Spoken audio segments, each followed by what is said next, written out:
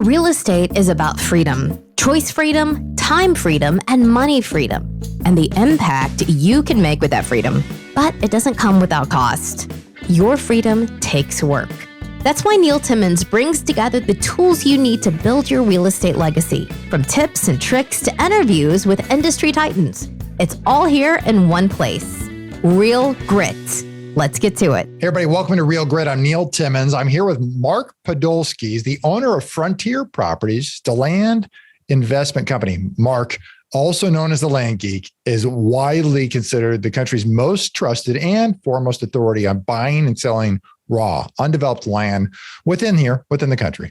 Since 2001, he's completed over 6,000 raw land deals with an average return on investment of over, you ready for this? 300% on cash purchases, over 1,000% on land deals in which he has financed. So I'm excited to talk to him today. I think we're going to learn a thing or two. Mark, how are you? Neil Timmins, pulse is normal. Respiration's fine. I'm thrilled to be here. Thank you so much. I'm excited you're here. I appreciate you taking the time to come on. Hey, tell me, we all got started somehow. How did you even get started in this industry? So if we rewind the tape to 2000, I was a miserable, micromanaged 45-minute commute to work and back investment banker, specializing in mergers and acquisitions with private equity groups. And Neil, it got so bad for me. I wouldn't get the Sunday blues, anticipating Monday coming around. Yeah. I'd get the Friday blues, anticipating the weekend going by really fast and having to be back at work on Monday. So my firm hires this guy, and he's telling me that as a side hustle, he's buying up raw land, pennies on the dollar, and he's flipping them online, and he's making a 300% return on his investment. And Neil, I'm looking at companies all day long, and a great company, has 15% EBITDA margins or free cash flow. Correct. Average companies, 10%. And I'm looking at companies all day long, less than 10%. So of course, I don't believe him. Right. So we go to New Mexico to a tax deed auction. I got $3,000 saved up for car repairs. I do exactly what he tells me to do. I buy 10 half-acre parcels, an average price of $300 each. I flip them online. They all sell for an average price of $1,200 each, 300%. It worked. So I took all that money. I went to another auction in Arizona, which is where I live. And again, it's 2000. So there's no one in the room. I'm buying up lots and acreage for like nothing. And on that one auction, I made over $90,000. So I go to my wife and she's pregnant. I said, honey, I'm going to quit my job and become a full-time land investor. And she's like, absolutely not. So I said, okay. So it took about 18 months for the land investing income to exceed the investment banking income. And then I quit, and I've been doing it full-time ever since. And I love it. 18 months. That's incredible. The ability to be able to go there and execute on that. Well, tell me, how'd you move from side hustle to permanent full-time? What was that transition like? Well, it was dumb. I made so many mistakes. Yeah.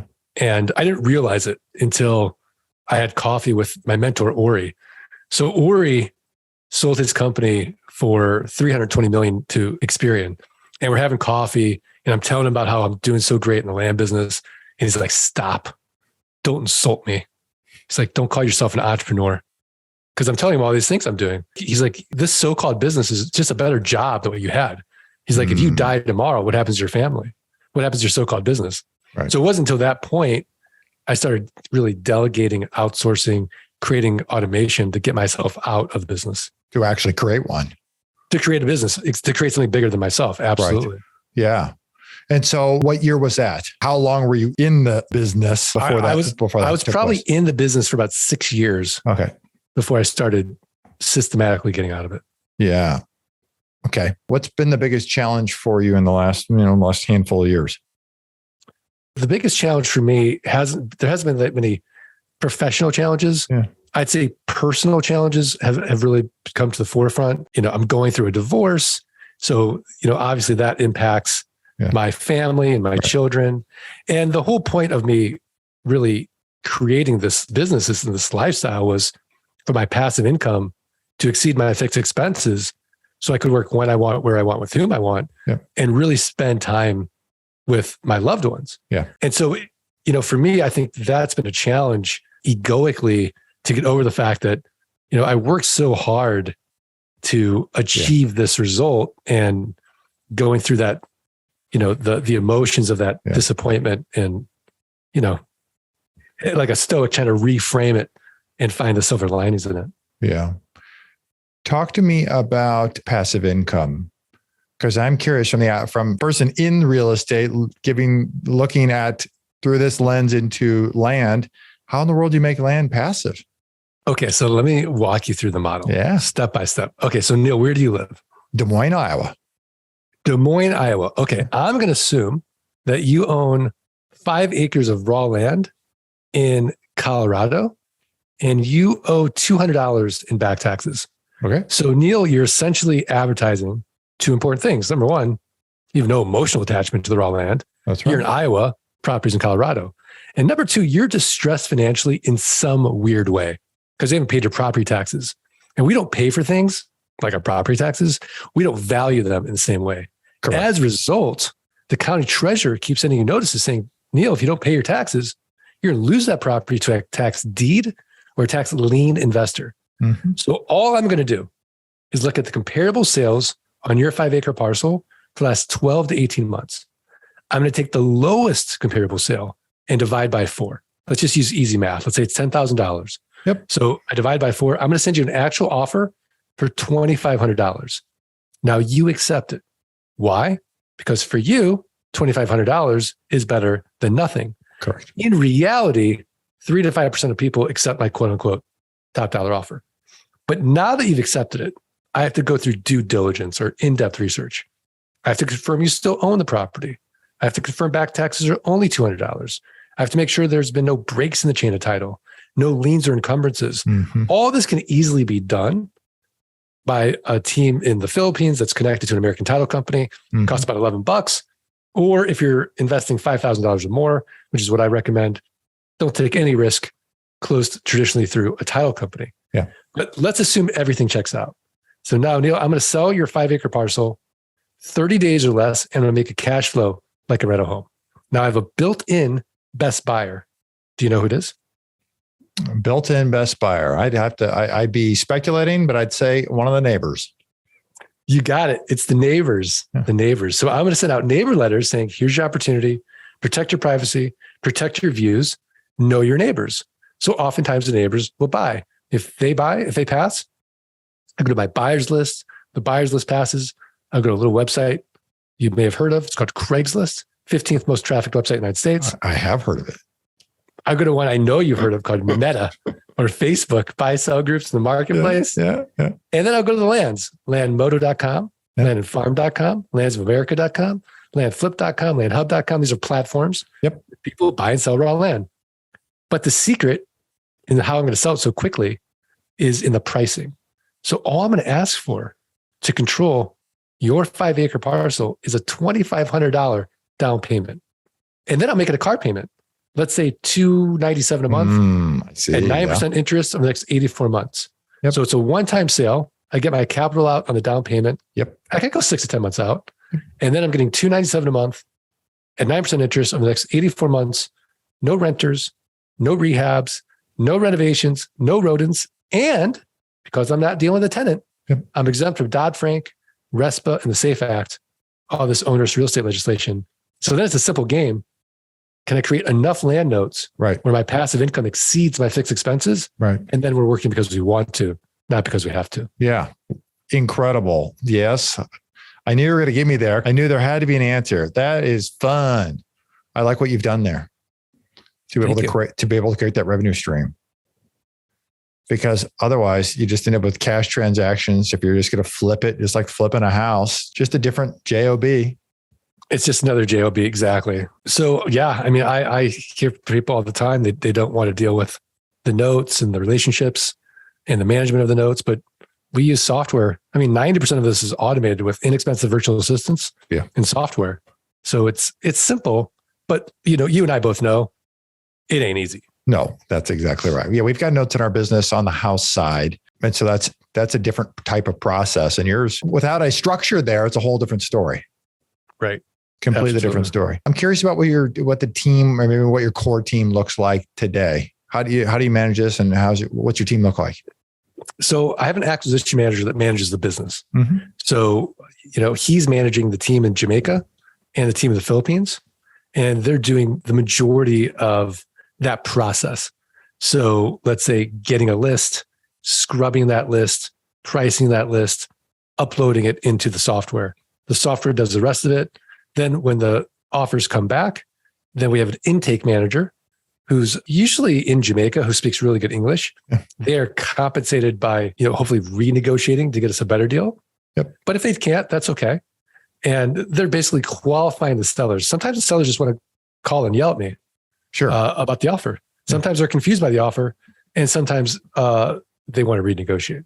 They're confused. So they don't even know. They don't even know they own tax. They're behind on taxes, right? Yeah, exactly. They don't even know what's going on. Right. So the intake manager qualifies them. Yep. Then pushes that through the system. Once it closes, once we own it, then we have the marketing team based in the Philippines doing the ad writing, posting the ads. And then we have the acquisition manager and his sales assistants handling the leads, qualifying the leads, and then closing, and then doing the paperwork, a promissory note, purchase sale agreement, land sale contract. All that's automated within the software. Yep. And then we use another software called geekpay.io. It's a set and forget it payment system to collect the monthly payments via ACH and let the borrowers self-serve and make a prepayment if they want and see their current balance. Yeah. Sounds like most of the team is, or maybe it's all remote. Most of the team is non-US based. Is that fair? Most of the team is non-US based, and everyone on my team is remote. Everyone on your team is remote. How long has it been that been the case? Everybody on being remote? Since I started. All right. So from way before COVID. Way before COVID. Yeah. I remember my first virtual assistant was Janie in South Carolina, and I would actually send her a list and have her print out the envelopes and handwrite the envelopes to send out offers back in the day. Well, tell me, inside your business, what's the culture like?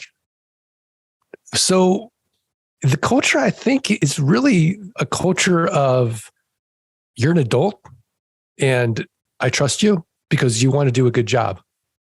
And until I see that you're not doing that, you won't hear much from me. Yeah.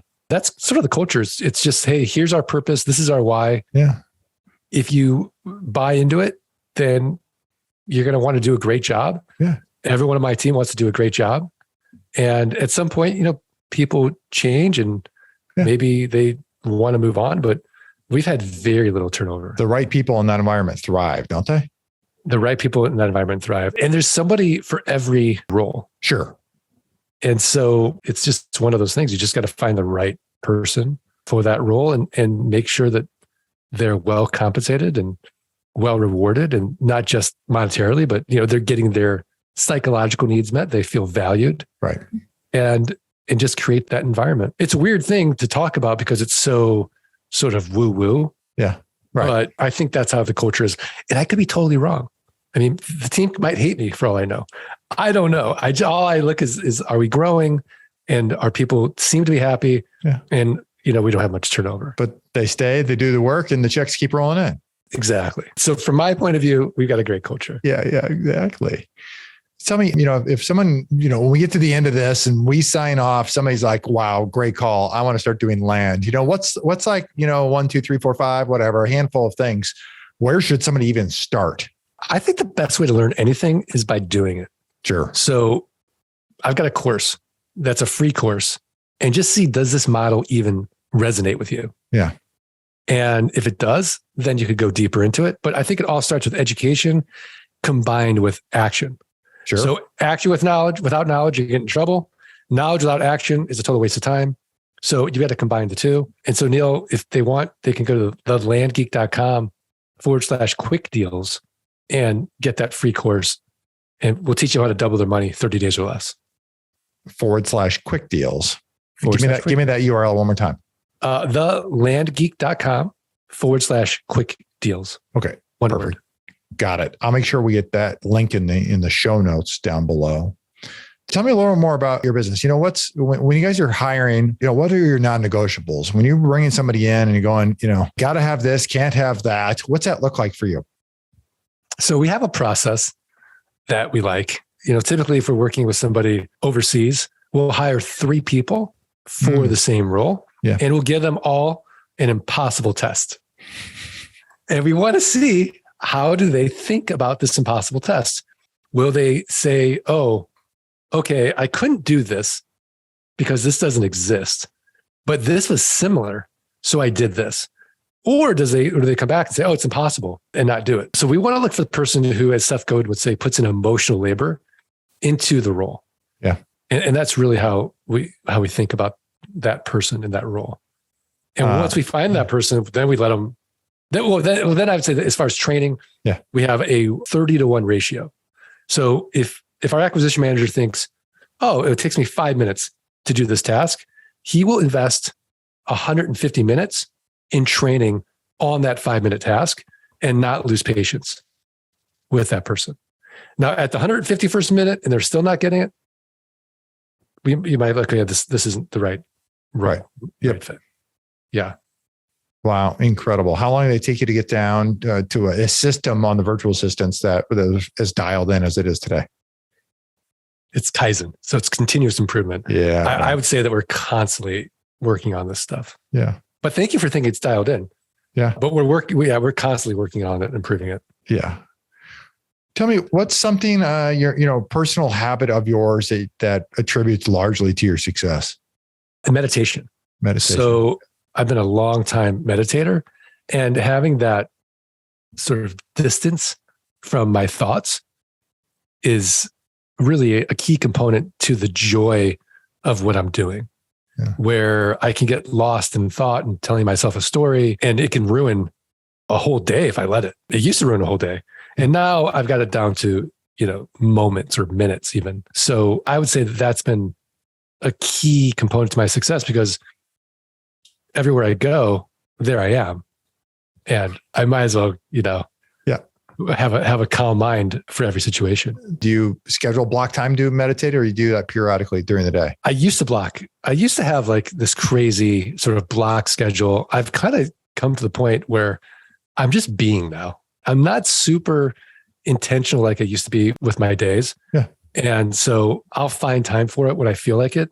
I'm sort of experimenting with it. I read this book by Oliver Berkman, 4,000 Weeks. Have you read this? No. Oh, you'll love it. Okay. So it's the antidote to all these productivity hacks, which I was a huge productivity geek. Yeah. And I didn't feel like, I got it. If I didn't have every single minute scheduled in my day, I wasn't getting enough done. Right. And now I've let all that go, and I'm trying it on like a sweater. Some days are better than others, but that's kind of where I'm at now. You seem to be enjoying it. Our days, I really enjoy it. And there's other days where I'm like, that type A kicks in and I'm like, okay, I don't like the fact that I now have to think at 11 a.m. about the next thing I have to do. Yeah. So I think there's a balance. I think what I like to do is usually at night, sort of schedule the sort of the biggest things that I want to get done that day. There's no more than 3. And then the rest of the day can sort of be more thinking time. Yeah. Which is really, I feel like my role is just to think. Right. Dream up, come up. What's next? Right. So dream up for the things for this team to do. Right. Yeah, exactly. Yeah. Let's do this. I'm going to move on to my final segment, what I call 4-4 impact. Your favorite quote: if you'll do for the next 3 to 5 years what other people won't do, you'll be able to do for the rest of your life what others can't do. Zig Ziglar said it. What about that resonates most with you? What resonates for me is the fact that you've got to have grit, right? So it wasn't if you'll do for the next, 6 months what other people won't do. No, right. It was the next 3 to 5 years. And so often I see people, whether it's land investing or multifamily or, the Burr method, they try it for just a short period of time. Yeah. They don't embrace the suck. And then they go to the next thing. Like, oh, well, screw it, ATM investing. And they're off. Right. And so they're kind of hopping. So I think that's why that resonates with me. Yeah. What do you think it is that holds most investors back from hitting their personal next level? I would say that it's being uncomfortable. It's just, you're going to be uncomfortable.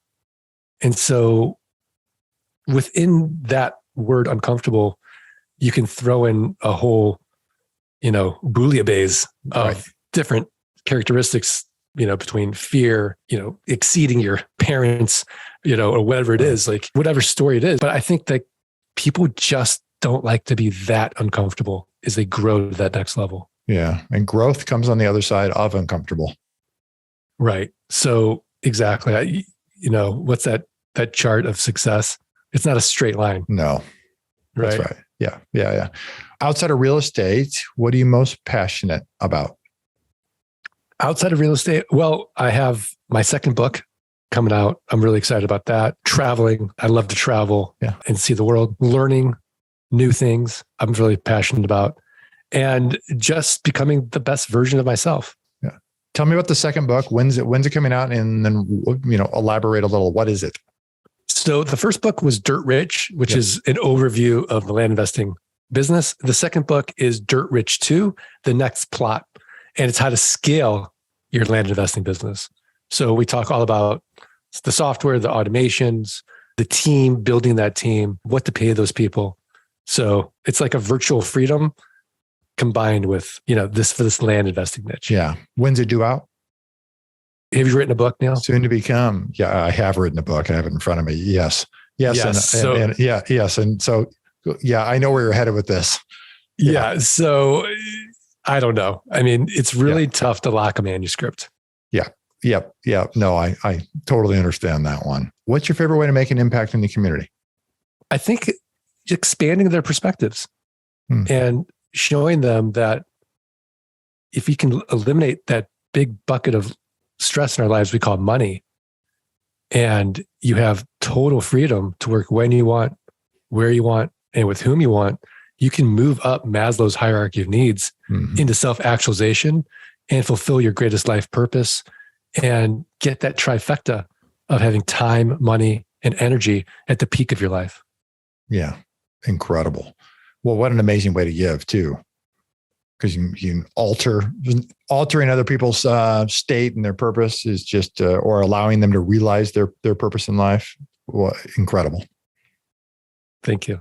Yeah. I really appreciate you taking the time to connect on here today, Mark. It's a fun story because land, in my perspective, is one of those things that kind of out of sight, out of mind. And you've been able to stumble into the industry and take it to incredible heights and build a business, which in my mind would not normally lend itself to passive income and financial freedom. And you'd be able to wrap it with an alternative strategy and be able to do so. And now you help folks and teach them how, if this is right for them, how they can get involved through that free course.